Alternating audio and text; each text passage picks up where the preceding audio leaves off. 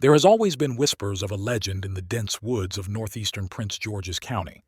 Townsfolk say that this evil lives in the ruins of an abandoned trailer park. Locals call it the Goatman, a creature half human, half goat, with the twisted mind of a predator and the relentless hunger of a beast. Few have seen the Goatman and lived to tell the tale. Those who have speak of a creature that moves with terrifying speed, its eyes glowing piercing and evil, and its breath ragged and foul. It is said that the Goatman stalks the edges of the woods, preying on anything living, wild animals, unsuspecting hikers, and particularly young couples who seek the isolation of the woods for a private moment. Through the years, many stories have surfaced, and each one adds to the dread that permeates the region. It all begins with a tale as old as the woods themselves. The first encounter was recorded in late 1997. It was a quiet night in early spring when Jessica and Mark decided to park their car at the edge of the woods. They had heard the stories, of course, everyone had, but the thrill of the unknown drew them in. They had been sitting in the car talking softly when a strange sound broke the silence. It was a low, guttural growl, like nothing they had ever heard before. Mark, trying to act brave, dismissed it as a stray dog, but Jessica wasn't so sure. The growl came again, this time closer, more insistent. Mark's bravado faltered as the growl turned into a guttural snarl. "Let's get out of here," Jessica whispered, her voice trembling. But before Mark could start the engine, something slammed into the car with the force of a sledgehammer. The vehicle rocked violently, the windows vibrating with the impact. Mark and Jessica screamed as they saw a massive figure just outside their window, its eyes glowing red, its breath fogging up the windows. The creature's face was that of a man, but its body, its twisted, monstrous body, was covered in coarse fur, with the legs of a goat and the strength of a beast. Mark threw the car into reverse, tires screeching as he tried to escape, but the Goatman was faster. It leaped onto the hood, its claws scraping the metal, its face pressed against the windshield. Jessica stared into its eyes, and for a moment she saw something dark, something evil. The car sped backward, the force throwing the Goatman off the hood, and Mark managed to drive away. All they could hear in the distance was the creature's shriek. Not far from where Mark and Jessica had their terrifying encounter, an older man named Henry was taking his dog Max for an evening walk. Henry had lived in the area for years and had heard the rumors of the Goatman, but he had never seen anything to make him believe them, until that night. Max was a large, sturdy German shepherd, fearless and loyal, but as they walked along the trail, the dog began to act strangely. His ears perked up, his body tensed, and a low growl emanated from deep within his chest. Henry tightened his grip on the leash, trying to calm Max, but the dog was on edge, his eyes scanning the darkness. "What's wrong, boy?" Henry asked, his voice a mix of curiosity and concern. Then he saw it, a shadow moving between the trees, silent but swift. Henry's heart began to race as the shadow grew larger, taking form until it stepped into the pale light of the moon. There, not 50 feet away, stood the Goatman. Max barked furiously, pulling at the leash, but Henry held him back, fear rooting him to the spot. The Goatman stared at them, its eyes glowing, its breath visible in the cold air. The creature took a step forward, then another, and Max, unable to contain himself, broke free from Henry's grasp and charged at the beast. "Max, no!" Henry shouted, but it was too late. The Goatman met the dog head-on, its powerful arms swinging in a deadly arc. Max was a strong dog, but the Goatman was stronger. With a sickening crunch, the creature brought its clawed hand down on the dog, silencing Max's growls. Henry could only watch in horror as the Goatman turned its gaze to him, blood dripping from its claws. Henry ran. He ran faster than he had in years, his heart pounding in his chest. He didn't look back, didn't dare, but he could hear the Goatman behind him, its hooves thudding against the ground, closing the distance. Just when he thought it was over, when he could feel the creature's breath on the back of his neck, the noise stopped. Silence.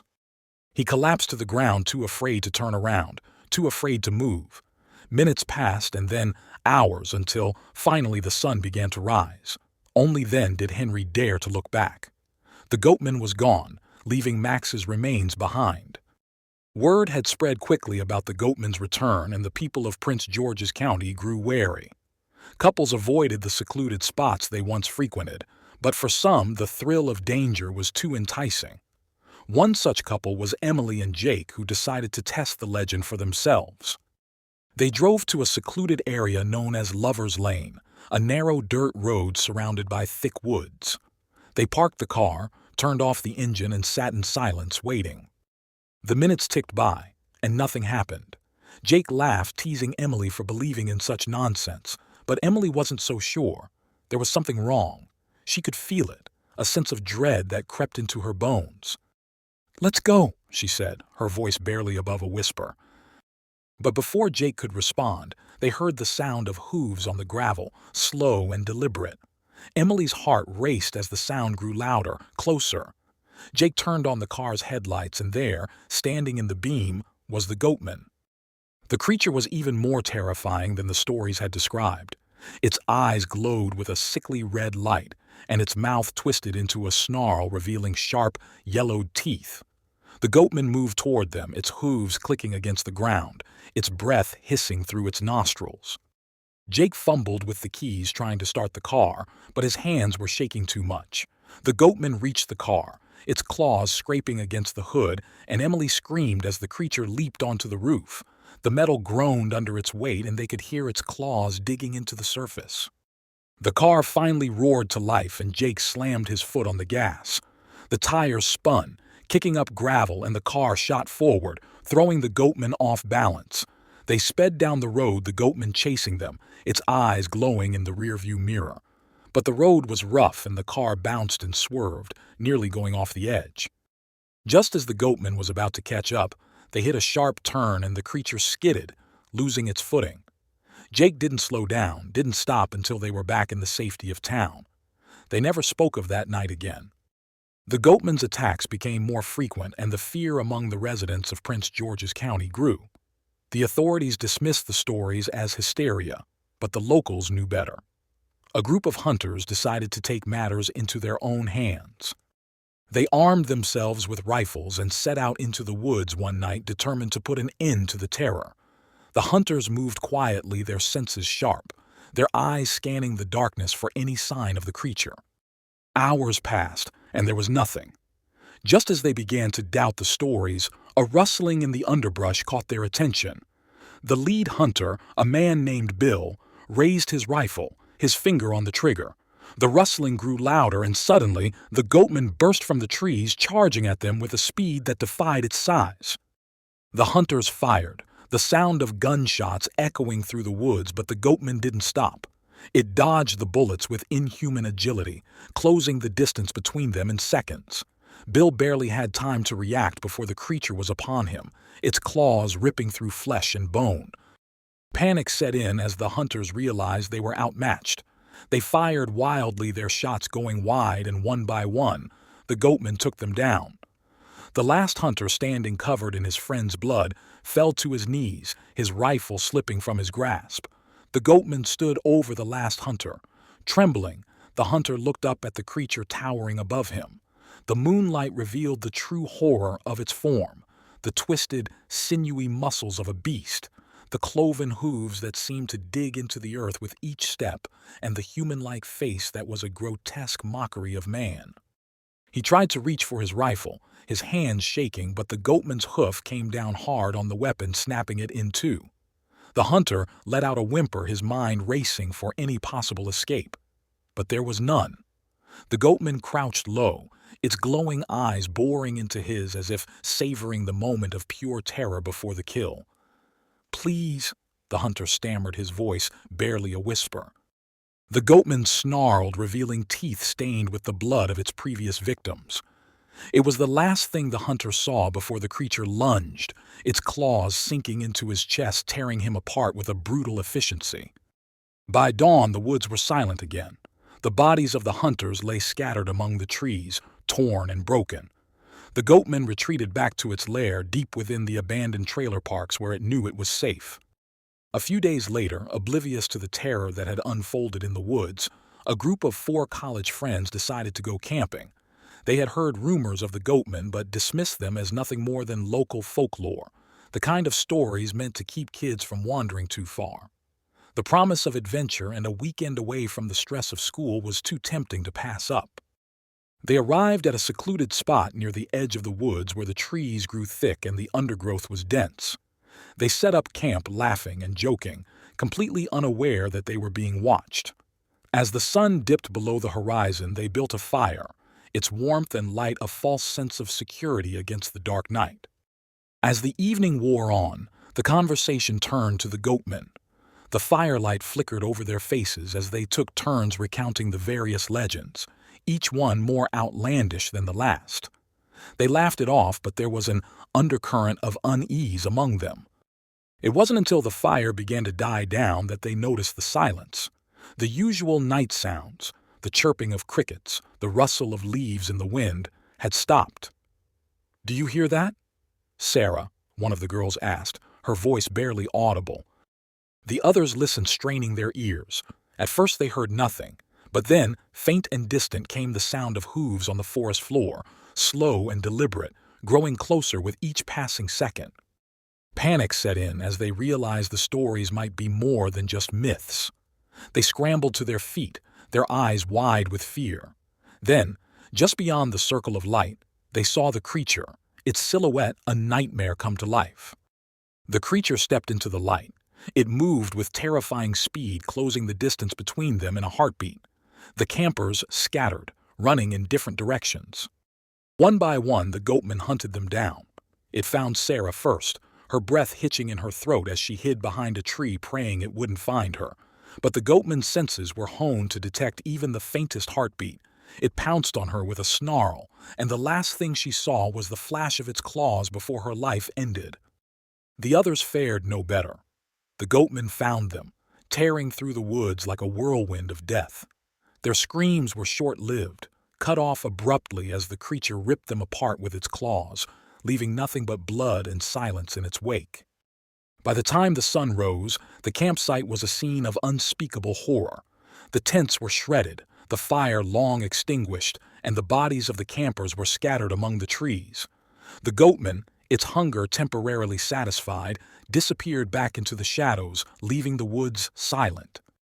The attacks continued sporadically, each more brutal than the last, until the entire northeastern region of Prince George's County was gripped by fear. Stories of the Goatman spread beyond the county, drawing the attention of paranormal investigators, thrill seekers, and the morbidly curious. But none who ventured into the woods to find the creature returned with proof, if they returned at all. The locals avoided the woods at night, locking their doors and windows tight and keeping their pets indoors. The once vibrant community near the abandoned trailer parks slowly emptied, residents moving away, unable to live under the shadow of the Goatman. For those who stayed, life became a constant state of fear and caution. The police set up patrols, but the creature was never caught. It left no trace except the mangled bodies of its victims. The authorities continued to dismiss the stories as urban legends or the work of a deranged serial killer. But those who had lived through the terror knew better. The Goatman was real, and it was hunting them. As the years passed, the legend of the Goatman became a part of the fabric of Prince George's County. Children were warned to stay out of the woods, especially after dark, and teenagers dared each other to visit the sites of the attacks. But the fear never really went away. But the Goatman remained.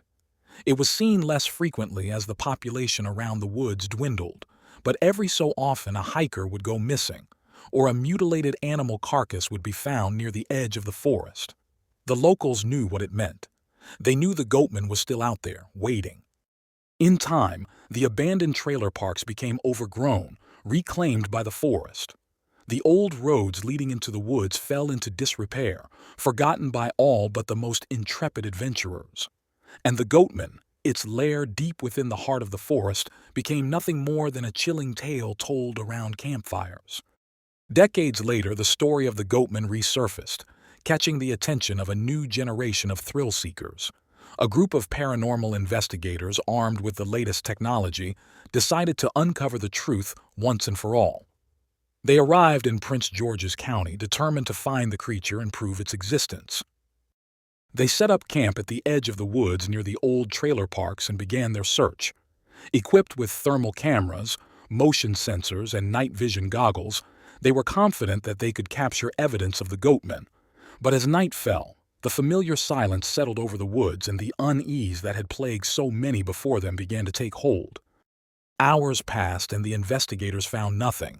The equipment picked up no unusual readings, no signs of movement. But just as they were about to call it a night, one of the cameras picked up a heat signature, something large, moving through the trees at an unnatural speed. They followed the signal, their excitement growing as they closed in on the source. The lead investigator, a man named Duran, was the first to spot it, a massive shadowy figure moving between the trees. He signaled the others and they spread out. But the Goatman was not to be outsmarted. It moved with a speed and agility that defied logic, darting between the trees, avoiding the cameras and the traps. The investigators soon found themselves lost in the maze of the forest, separated from each other, their radios crackling with static. Duran realized too late that they had underestimated their quarry. The Goatman wasn't just a creature. It was something far more intelligent, far more dangerous than they had imagined. The realization hit him just as the Goatman struck. The creature came out of nowhere, its claws raking across Duran's back, sending him crashing to the ground. He screamed. The others heard his cries, but by the time they reached him, it was too late. Duran lay on the ground, his body broken, his eyes wide with terror. Panic spread through the group as they realized the Goatman was hunting them, picking them off one by one. They tried to regroup, but the creature kept stalking them through the woods, attacking without warning. By dawn, only one investigator remained, a young woman named Marianne. She had managed to survive by sheer luck, hiding in a hollow beneath a tree, her breath held, her heart pounding in her chest. As the first light of morning filtered through the trees, she left her hiding place, her body trembling, her mind numb with shock. She made her way back to the camp where the others had set up base. The place was in shambles, their equipment destroyed, their supplies scattered. But there was no sign of the Goatman and no sign of her comrades. Marianne never spoke of what happened in those woods. She left Prince George's County that same day, vowing never to return. The footage they had captured was inconclusive, the recordings filled with static and garbled sounds. The authorities dismissed the disappearance of her team as a tragic accident, another case of hikers getting lost in the woods. But Marianne knew the truth. The Goatman was real and it was still out there.